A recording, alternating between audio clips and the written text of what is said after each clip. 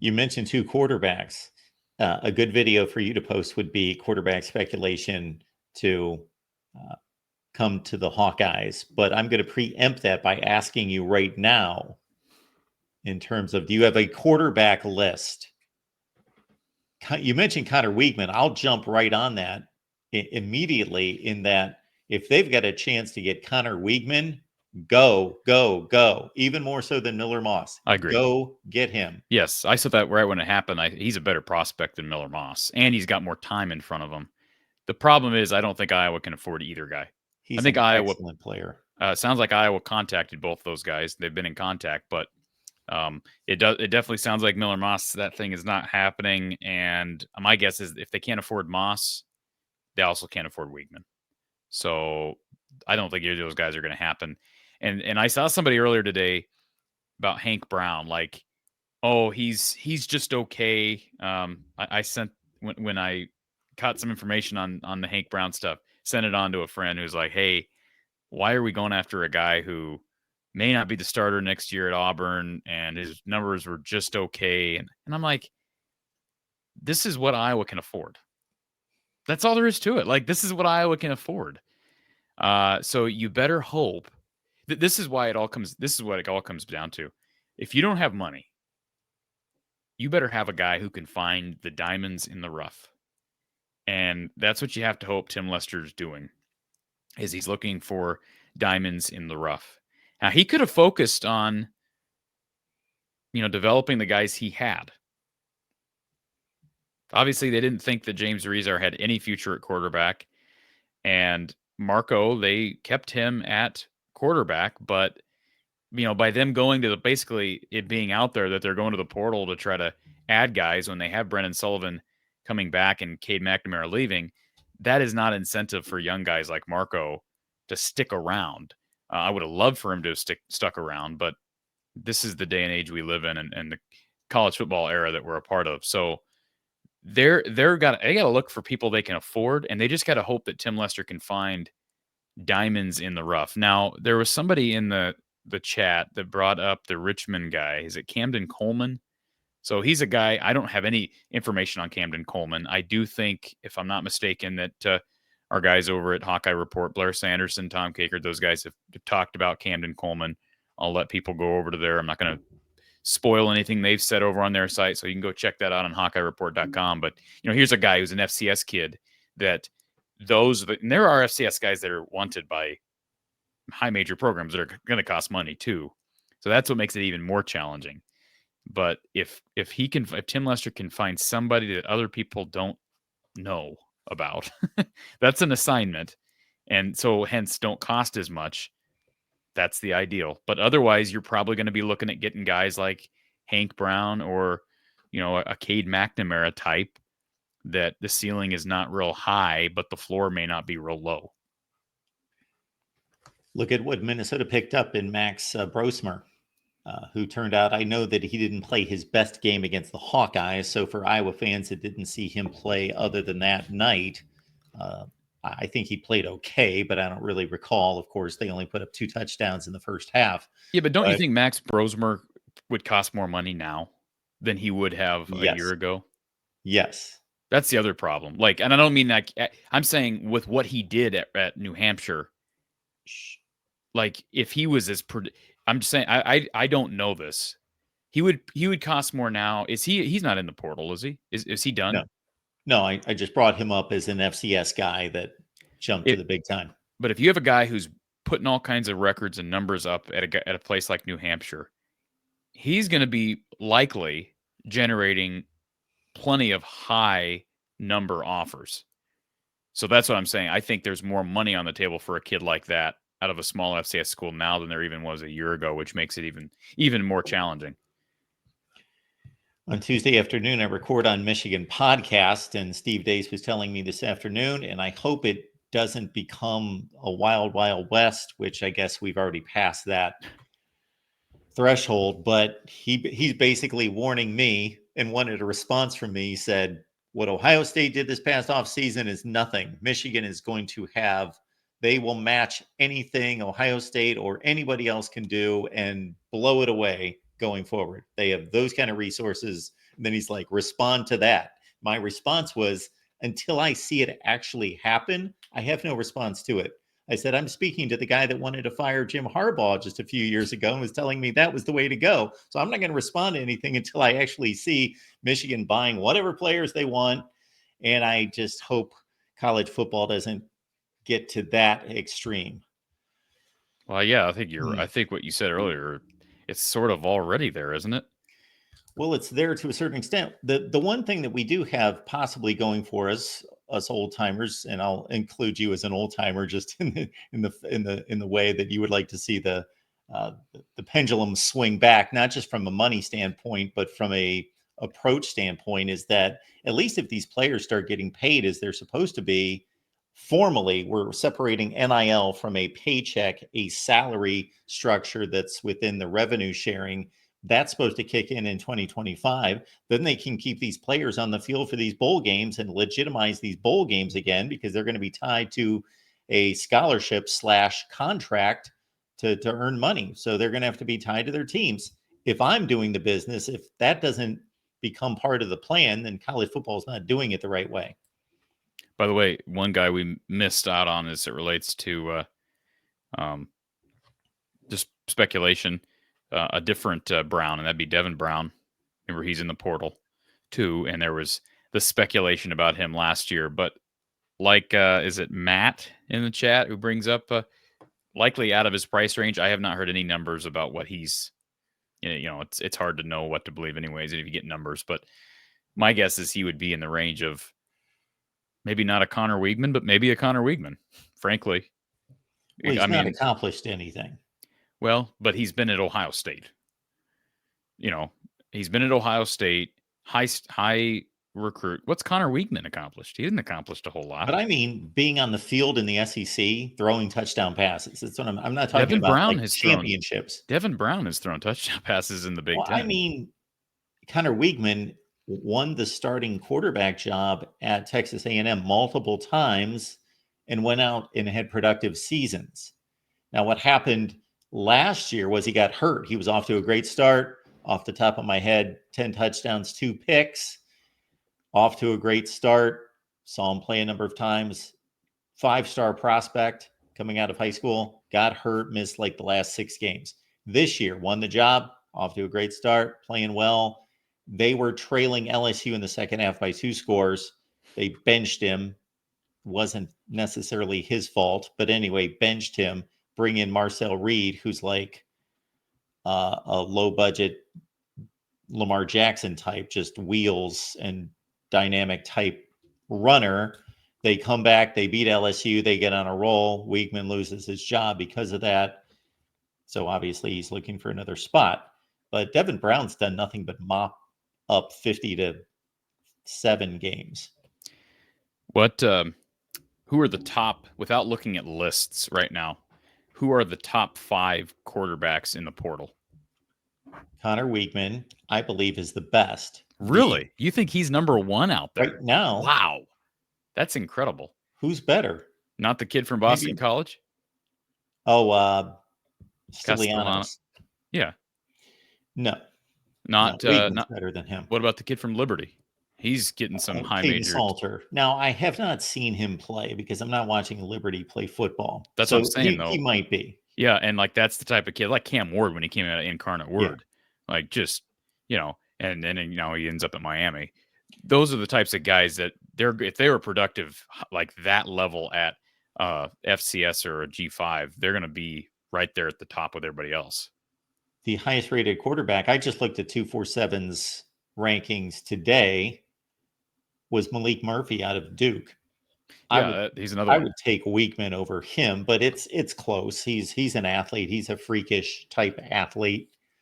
But like I said, it doesn't matter because Iowa can't afford those guys. I just don't think they can afford them.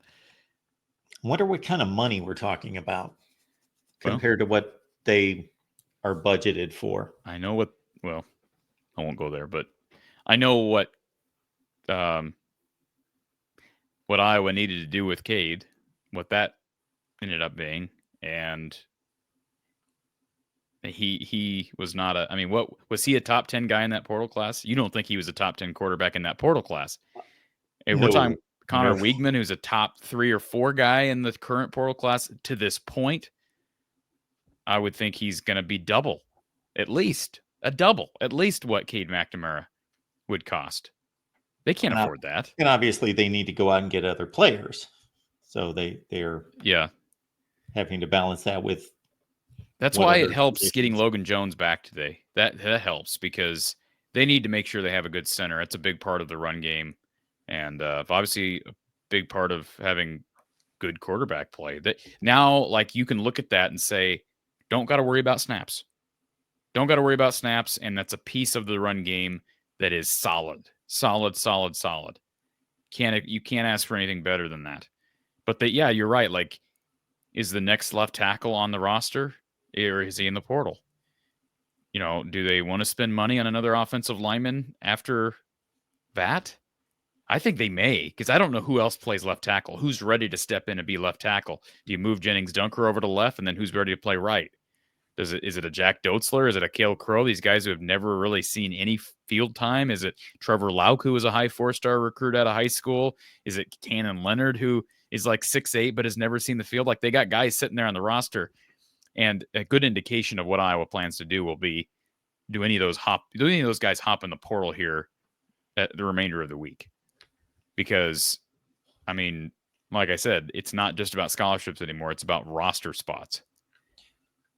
On3 posts, in addition to their recruiting rankings and their portal rankings, dollar values for these guys. But I do not believe, based on what I know, and I'm not on there looking at it, but based on when they started that, what the feedback I heard was that those were like some kind of fantasy land comparison. It wasn't real market money. It was, we think this guy's the best guy, so he gets $1 million, and this guy gets 800,000. He's the second best guy, or whatever. Well, what's Bryce Underwood getting by going to Michigan? I heard $17 million for his whole career. Whole career. But that's, I mean, think about that. So he's not going to be there 4 years if he's as good as people think he is. So I'm assuming he gets a 17 mil, whether he's there 2 years or he's there 4 years. 5.5 a year plus. And maybe if I'm doing business, I'm saying $5.5 million per year. I'm not giving you 17 million for 2. But what I'm saying is 5. That's out of the ballpark of what Cade made in 2. This way, I think people know that. That's out of the ballpark for what Cade made in 2. So, like, what are we doing? If they're paying a high school kid who hasn't proven anything then what are some schools offering a guy like Connor Wiegman or like the kid from Liberty? That's why I without knowing what these kids are getting offered by certain schools, I just don't think Iowa can compete there. Yeah, that's understandable. The one figure that I kept hearing during the offseason was that, and I don't know how substantiated this is, that Ohio State spent $20 million to either retain its current roster and go out and get 2 or 3 of the best players in the country. Now, I don't know if that's number one. I don't know if that's accurate, but I keep hearing that figure. Number 2, I don't know how many other teams are within range. I don't know if that means Iowa's spending $6-8 million. I would love to know all that. I would have to think Iowa's got somewhere in the range of $6 to $10 million to spend in total. But I'm just guessing. I haven't had those. I don't know that any of us know exactly what they have. There's always a possibility that you could get some late donor, like with nothing to the level of what happened with Underwood, but that's what some of these schools are able to do. Is they're able to. It's kind of like watching the old Celebrity Apprentice. Do you ever watch that? You ever watch Celebrity Apprentice, Mark? No, I was never a reality. I was never a reality television guy, but I will admit, watching Celebrity Apprentice, I loved watching, like, let's see, Gary Busey go at, him and Meatloaf go at it, and got to see John Rich and Sinbad, and I mean all those guys. John Lovitz was on the show, and totally horrible on that show, by the way. But who's the little comedian? Gilbert Gottfried. He was on the show. It's just insane. But the reason I bring that up is Gilbert Gottfried could fundraise, and I shouldn't even say fundraise. He could call somebody. I remember one episode of The Celebrity Apprentice where they were, I don't know if it was like doing an ice cream. They were like trying to sell ice cream in New York. And basically he just kept calling these crazy people that had these weird acts. Like, they could spin a basketball on their head or, for 20 minutes, whatever, like these weird things. And he would just put them in front of the store to get people to come up. And it was the strangest skill to be able to call just a random people up. But then you have the other people who would be able to just, I'm trying to think of a good example, but there were always the individuals that had money connections, and hey, just pick up your phone and say, hey, I need $4 million. And these people, so like that's happening now. That's happening now. There are donors and these boosters that are, they've got money to spend. It's out of my frame of mind to be able to comprehend having millions of dollars and oh, my phone's ringing. Hey, he wants $3 million. Oh, okay. Like, I can't imagine that. But do you have any doubt that's happening in other places, Mark, with college football? No, I don't doubt that. And by the way, the voice of college football needs $4 million. Yeah, I could use $4 some. million. I could use them. Yeah. I could just use Okay. $1 million. $1 million would be There we nice. go. Yeah, that would be fine. I guarantee, and I will promise the giver of the $4 million or whatever it turns out to be, I'll put like 50 grand into a set. So I'll reinvest like 50 grand. The rest of it's salary. Yeah. So we'll upgrade the monitor, 50 grand. What am I seeing on the edge of the Iowa? You're seeing, there we go. Oh, It's just where my cursor was. I gotcha. Kind of pulls the screen over. Yeah. So Eric is telling us something. I did see this. Well, per Matt Zenitz, Auburn transfer quarterback Hank Brown will visit Iowa on Thursday. So yeah, I can't personally confirm that, but apparently it's out there. Like I said, I knew he was taking a visit, but if he's here Thursday, then great. They get him in right away. I'm guessing that's his first visit. The portal just opened today or yesterday, so I don't know. I don't even know what other schools are in on him. Mark, have you heard what other schools are in on Hank Brown? I have not. What do you know about Hank Brown, by the way? Very little. I've seen him throw a few passes. I knew he was at Auburn, and he only got to play because of the injuries / Peyton Thorne getting benched because Auburn's been really bad. And Hugh Freeze should look in the mirror because basically he's supposed to be an offensive guru, and his offense and passing attack has been atrocious the last 2 years. But at various times they have benched Peyton Thorne. And Hank Brown has stepped in and done not so well. Done okay. So if you want to know his high major offers out of high school, I'll read them to you. Illinois, Minnesota, Pitt. That's it. Where's he from? Well, he's not. I don't believe he's from Nashville, but he transferred to play high school ball maybe as a junior or senior at Lipscomb Academy in Nashville. So I don't know where he's originally from. I don't know his birthplace. I could find that out. But I'm guessing maybe his family doesn't live there, because if they did, I'm guessing Iowa would make a visit there once they're down for bowl prep, since they're going to Nashville. But yeah, I'll find this. Hey, go ahead. Well, I was going to address Isaac. I do this every so often. So the reason I don't have an Iowa helmet is because I used to have a P.O. box, and all you fine folks actually purchased 90% of these, and we never got an Iowa helmet, but we shut down the P.O. box. It's been a good 2.5 years now since I've added any helmets, but Iowa will be near the top of the list when, in fact, we do decide to add more helmets at some point, or maybe we won't. Yeah, I don't know where he was born, but he played for Trent Dilfer at Lipscomb. So, Okay.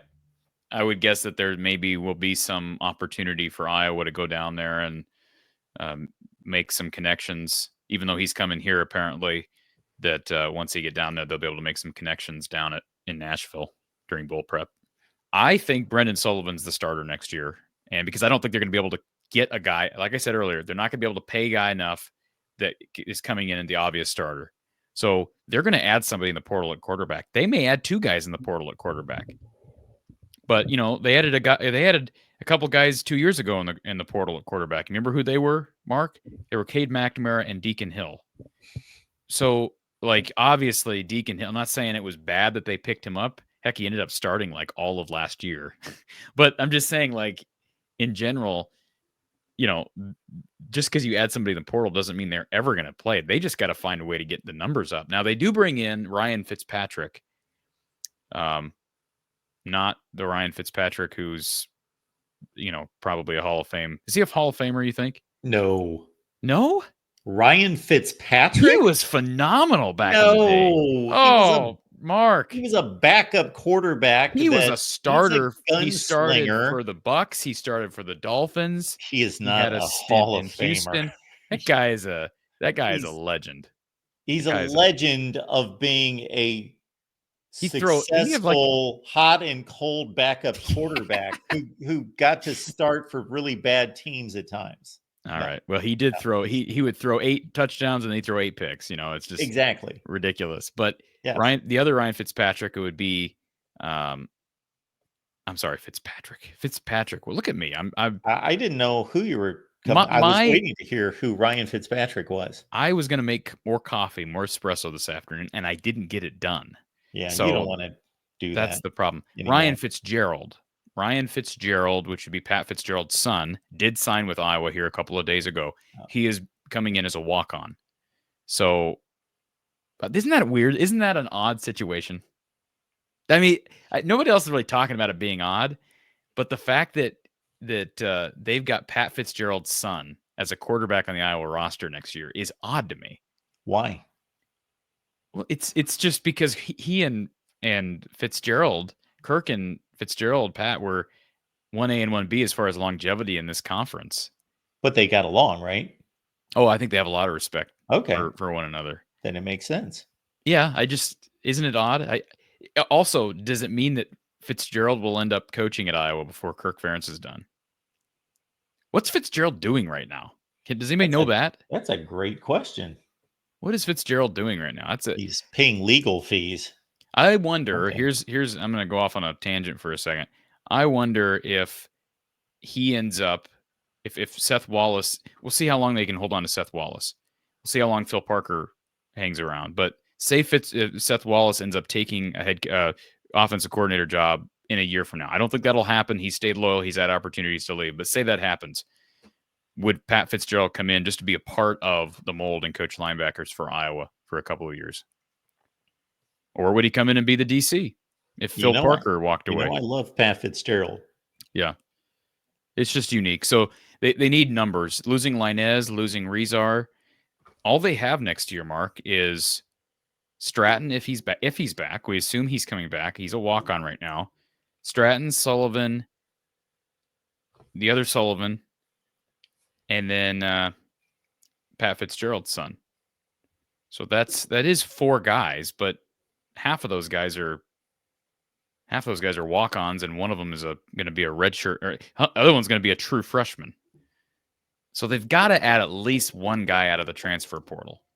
And theoretically, you don't want to add another Deacon Hill. You want to add a guy who can compete right away for the starting job. Assuming something doesn't transfer with, or something doesn't change with a couple of the guys that are in the portal from Iowa now. We have Pat Fitzgerald. Hank Brown's stats posted right there. So he had 1 start against New Mexico. That looks really good, albeit against the Lobos. 235, 4 touchdowns, no picks. But look at this next game against Arkansas. He only threw 13 passes, 3 picks. Ooh. Now, I'd like to see those to see, okay, what was the context of those picks? Yeah, he played 1 good team in 2024. What did he do in 2023? We will find out. I don't know that he did much, or I would have pulled that up. All right, you scroll down to Mark. Scroll down to. No, I only had the 24 log there. There you go. 7 of 9 against that was in the bowl game against Maryland. So it's actually 7-9 for a $132 is pretty good. Yeah. But the sample size is so small. That's what I'm saying. Like he's not coming in. I mean, he could come in and win the job, but if they bring him in, it's nothing to throw a party about. It's just they're adding a player. They're just adding a player. That's all there is to it. They're adding a player. Now, if they were brought in Wiegeman, that's throw a party. But I threw a party for Cade McNamara 2 years ago. And he begged all the fans, Mark. Remember when he went on that podcast that was it the Jordan Palmer podcast where he begged fans to keep saying that Iowa's offense was going to be crap. He's like, please keep saying we're going to be crap. Just keep saying it. Well, guess what? Guess what? They were crap. Anyways,